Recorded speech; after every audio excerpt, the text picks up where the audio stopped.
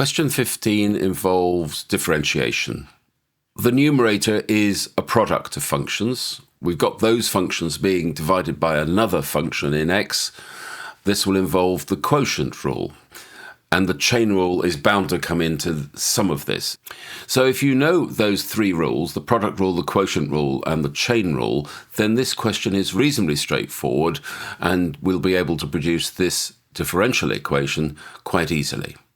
Let's first of all define these functions top and bottom in terms of u and v.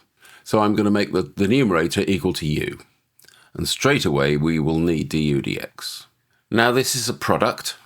Again, normally we would divide this into another u and v. But for this exercise, 7x is u and e to the x is v. And the product rule is u dv plus v du. So u, write down u, 7x. Differentiate e to the x, we get e to the x, plus v, write down v, e to the x, differentiate u, 7. I'll tidy that up later. Let's look at the denominator and call it v. And to differentiate it, it's a couple of applications of the chain rule. Imagine this to be t, we would differentiate with respect to t and so on, okay? So this is going to be a half. The half comes down. We write the equation in the bracket and drop this power by a half. But then we must multiply by the differential of the bracket itself. The only term that's going to differentiate is e to the 3x. And this is going to be e to the 3x multiplied by the differential, again another application of the chain rule, multiplied by the differential of 3x, which is 3. And I will tidy both these expressions up when I get to the final differential. Now, the final differential will be the employment of the quotient rule. And there is the quotient rule. And as you can see, this is going to produce a massive amount of algebra. Right, hold on to your seats. We write down v and then du, and I'm going to take a 7 e to the x out of it, minus, write down u, differential of v. So this is 3 over 2 e to the 3x. And for the moment, I'll put that diagram down there and then the bracket. And we're divided by v squared. And if we square that, we just lose the half. So this is e to the 3x minus 2. So before we move on, it's worth just having a look where we're aiming at and how they've simplified it. We've certainly got terms in e to the 3x minus 2. Here it is raised to a half. Here's it raised to the negative a half. And here it is raised to the power 1. And they've got this term sitting here on the bottom, e to the 3x minus 2, raised to the power of 3 over 2.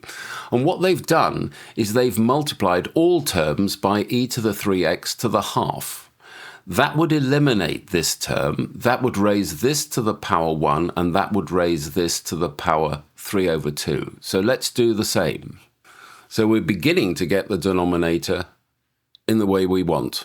Now looking forward to what else they've done. They've taken this 2 and put it on the denominator, which must mean that we multiply these first terms by 2. They've also taken a 7e to the x out of everything. So let's do that as well. I did say this was going to have an awful lot of algebra, and it's certainly living up to that reputation. Okay, multiplying this bracket out. 7e to the x on the outside.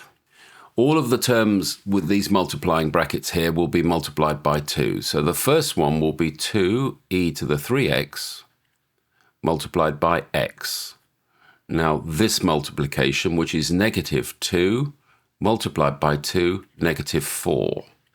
This one here is negative 2x multiplied by 2, so this is negative 4x.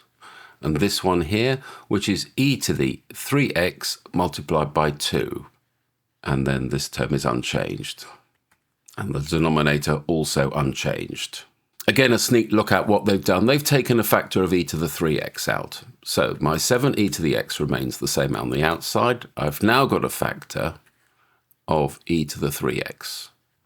And as we take this e to the 3x out of it, notice these two terms here. Yes, they're multiplying by an x, but there's 2 of them here and there's negative 3 of them here, which if we add them together would be negative 1. So putting these two terms together this is simply negative x here. And the other term we're taking e to the 3x out of is plus 2. We can close that bracket. What remains? Well, what remains is negative 4x, negative 4. Close the bracket. That's the bracket controlled by the 7e to the x on the outside. Well, as you can see, we're actually there. We've got everything. This is all okay. And it turns out that both a and b are equal to negative 4. And there it is. But the question goes on, and we've got to work on the solution that we found for the differential, for the gradient function of the original function, and work with that. So I'm going to clear the decks of an awful lot of this and just put up our solution here, which is our solution for the gradient function which we found.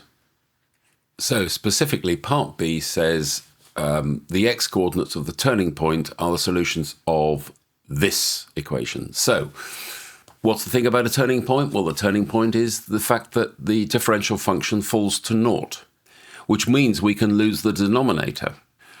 So now simplifying further, we can lose the 7, because we can divide through by 7. We can also lose e to the x, because this can't be 0. And this is what remains. Okay, let's multiply the first bracket out. So we get e to the 3x, and there's 2 of them, minus x, e to the 3x, minus 4x, minus 4. And that's still equal to naught. So now it's worth having a sneaky little look forward. They've brought an x out. Well, the two terms with x are these two. And I'm going to pull x out as a factor. And I think you can see where we're heading. I'm going to push this term to the right-hand side, make x the subject, move everything around. So I get x, e to the 3x, plus 4 is equal to these two. And with a little bit more moving around, we've got what they've suggested in the question. So to go on, I've got to clear the decks once again. I'm going to preserve our x equation here and the original differential, but remove everything else. So we're now using this equation as an iterative formula. The diagram shows our curve, which is this curve here, x is equal to everything else, and the line y equals x. We've got a root here at alpha, and we've got a root here at beta, where the two lines meet. And on that diagram, they've put the first value of 1, the first value of x, and they want us to draw a staircase diagram to demonstrate the iterative process.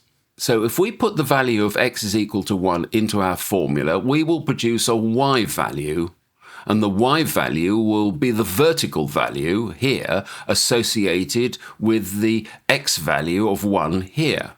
And that's the y value there.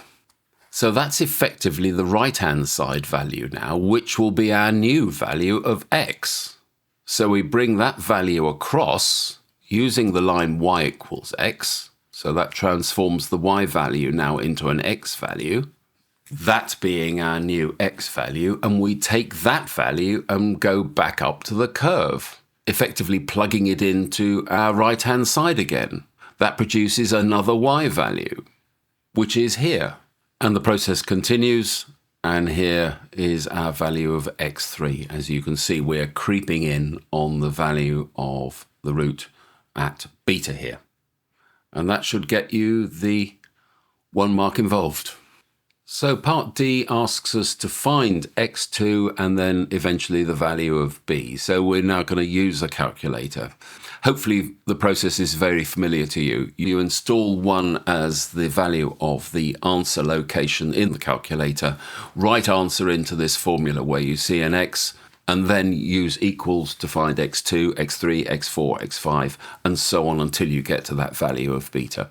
If you do that, you should get a value of x2 is equal to 1.502, and that's the 3dp. And if you keep pushing equals, you'll get a value of beta as 1.968, and that's also to 3dp.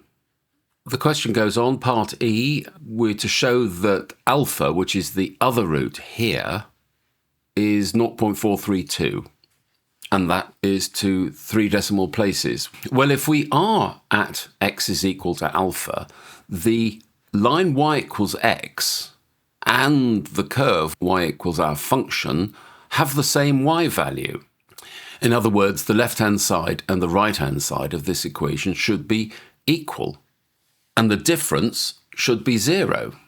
And there it is, the difference between the y value generated by the curve and the y value generated by y equals x should result in a difference of 0. I haven't made this very clear, but if I choose alpha a little bit up from its true value, the curve value will be greater than the y equals x value. And if I choose alpha a little bit lower than the correct value, the curve value will be lower than the y equals x value. So if I substitute alpha a little bit up and a little bit down, I should get a positive and negative solution to this equality. So if I substitute my slightly high and slightly low values of the true value of alpha into our equation here, one of them should give me a positive result and one of them should give me a negative result, proving therefore that between those values there will be a value where this equation completely balances. What values of alpha should I choose? Well, you should probably choose the upper and lower bounds of our value here. So the upper bound of 3dp will be 0.4325 and the lower bound 0.4315.